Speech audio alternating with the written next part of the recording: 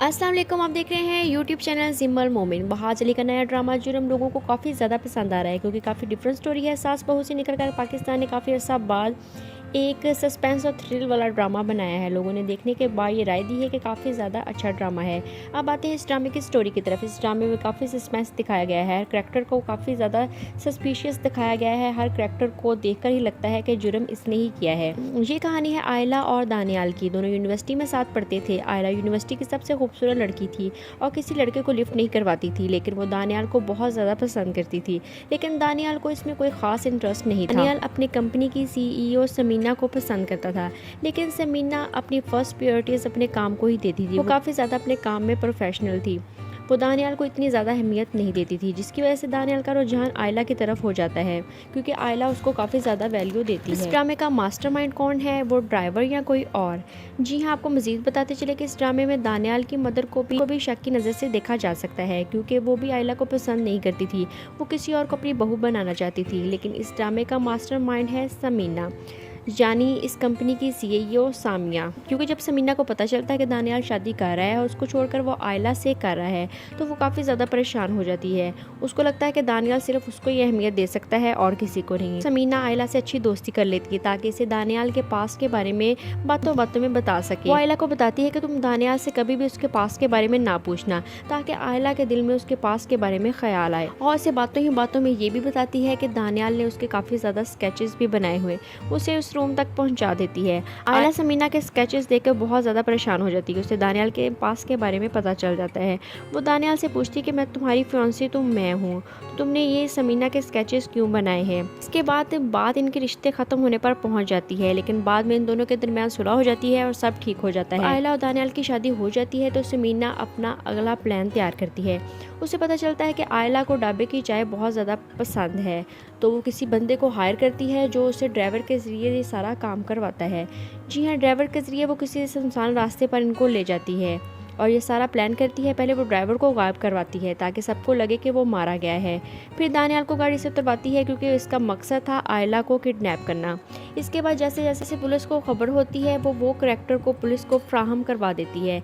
जैसे पुलिस को ड्राइवर पर शक होता है तो वो ड्राइवर को पकड़वा देती है क्योंकि वो ड्राइवर को पैगाम उसने अपने ज़रिए नहीं बल्कि किसी और के ज़रिए दिया था ताकि ये सब राज ही रहे। और आपको बताते चले कि आयला इस ड्रामे में मरी नहीं है, इसे कंधे पर गोली लगी है और वो बेहोश हुई है क्योंकि समीना का मकसद इसको कत्ल करना नहीं बल्कि दानियाल से दूर करना है। इसलिए उस ड्राइवर का चेहरा भी दिखा देती है आयला को। आयला का कुछ ब्लड और गोली के शेल्स वहीं छोड़ देते हैं ताकि डीएनए के जरिए सबको यकीन हो जाए कि आयला की डेथ हो चुकी है, और शेल भी वही छोड़ती है कि लोगों को लगे कि इस गोली के जरिए ही इसकी डेथ हुई है।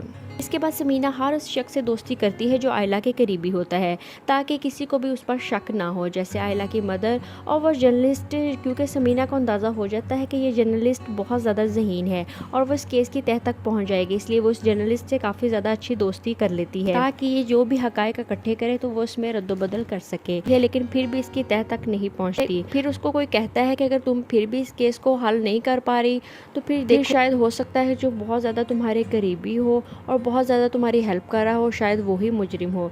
तो फिर जर्नलिस्ट का सबसे पहला शक समीना पर ही जाता है।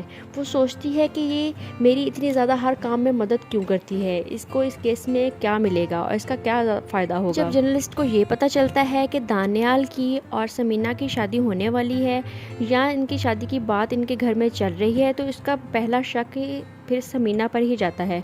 फिर वो समीना के घर जाती है, उसके रूम में जाती है, तो वहाँ पर उसे कुछ ऐसी चीज़ें मिलती हैं जिसकी वजह से उसको पूरा यकीन हो जाता है कि इस प्लान के मास्टरमाइंड समीना ही है। जर्नलिस्ट को पता चल जाता है कि समीना ने कोई बंदा हायर किया हुआ है।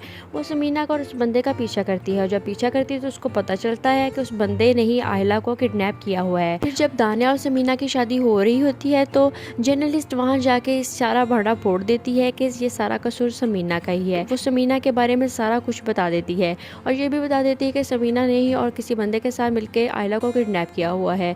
जब दानिया ये सब सुनता है तो वो बहुत ज़्यादा खुश हो जाता है और उस जर्नलिस्ट के साथ जाता है आयला को लेने के लिए। और जब वहाँ पहुँचता है तो आयला कहती है कि ये सारा कुछ ड्राइवर ने किया है। तो दानियाल उसको बताता है कि तुम्हें अभी सिर्फ कहानी का 10% पता है, बाकी तुम्हें सारी कहानी ये जर्नलिस्ट बताएगी। इस आयला को तमाम स्टोरी सुनाती है। उसके बाद समीना को सजा तो जरूर होगी, उसको फांसी नहीं होगी क्योंकि उसने आयला का कत्ल नहीं किया, सिर्फ किडनैप किया था। इसी लगी आपको ये स्टोरी, कमेंट पे अपनी राय जरूर दीजिएगा। तो ये थी हमारी आज की वीडियो। उम्मीद है आपको अच्छी लगी होगी। मजीद इस तरह की वीडियोस के लिए हमारे चैनल को सब्सक्राइब करें। शुक्रिया, अल्लाह हाफिज़।